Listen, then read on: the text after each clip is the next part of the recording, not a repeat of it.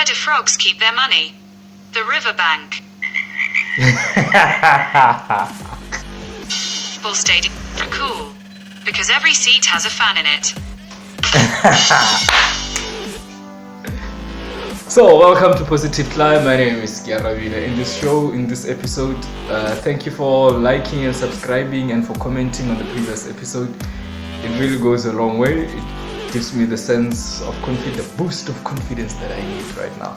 So, in this episode, we need to get started with the programming part, right?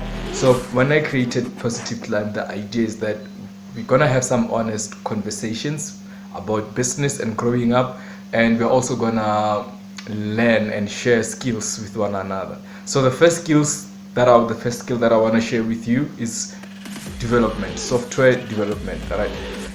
In this episode, we are just going to focus on learning the basics of Python, how to install Python onto your computer, and or rather, in this episode, let's focus on getting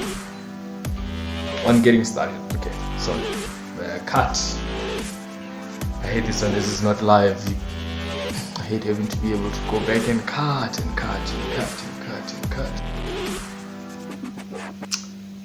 Hello. You're like the world's greatest jewel, flawless.